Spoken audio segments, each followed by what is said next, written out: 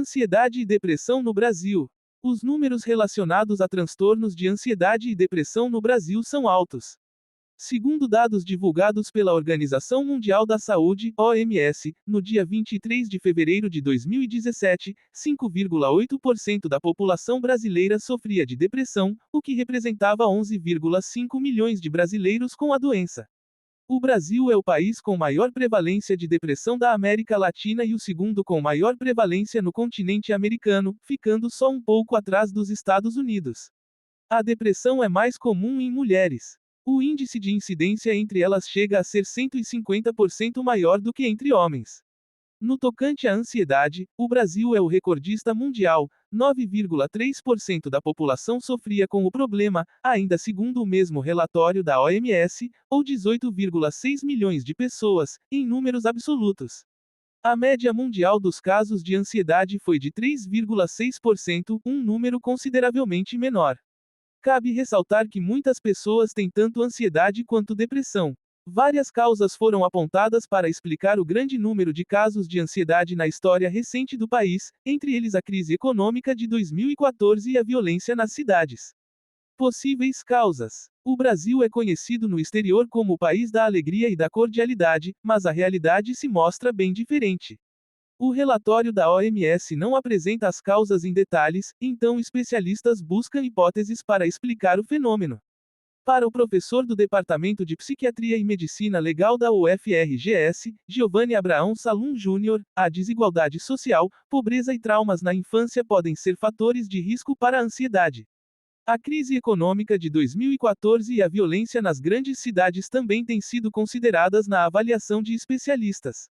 Esses fatores podem levar a preocupações constantes com a manutenção financeira e o medo frequente de assaltos. O psiquiatra Carlos Carrion aponta para causas culturais. Para ele, não recebemos a preparação necessária para lidar com a perda, o sofrimento e a dor. Consumo de ansiolíticos e antidepressivos. Vidro de Rivotril. O Brasil foi apontado como o país que mais consome clonazepam, princípio ativo do Rivotril, em volume. Em 2010, era o segundo remédio mais vendido no país, perdendo apenas para anticoncepcionais. O Rivotril é utilizado, entre outros fins, para amenizar os sintomas da ansiedade, mas pode causar dependência. Segundo um levantamento feito pela Sul América Seguros, houve um salto de 74% no número de antidepressivos adquiridos pela seguradora em um período de 6 anos. Foram 35.453 unidades de antidepressivos em 2010 contra 61.859 em 2016. No mesmo período, o incremento nas aquisições de medicações para a ansiedade tiveram um aumento de 110%. De acordo com a Interpharma, em 2016 o faturamento com a venda de ansiolíticos foi de 342 milhões de reais, enquanto em 2017 foi de 376 milhões. O crescimento foi de 10% em apenas um ano. Depressão e classe social. De acordo com uma pesquisa do Ibope, realizada sob encomenda da Associação Brasileira de Familiares, Amigos e Portadores de Transtornos Afetivos, ABRATA, as classes C e D são as mais vulneráveis à depressão. A pesquisa identificou sintomas depressivos em 25% das pessoas desse extrato social, contra 15% das classes A e B.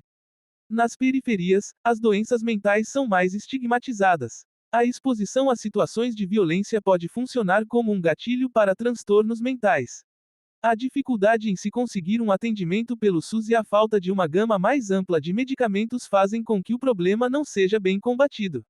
Depressão entre adolescentes. Segundo a Associação Brasileira de Psicanálise, cerca de 10% dos adolescentes brasileiros sofrem de depressão. No mundo, segundo a OMS, são 20%. Porém, no caso dos adolescentes, os sintomas podem ser confundidos com comportamentos típicos da idade.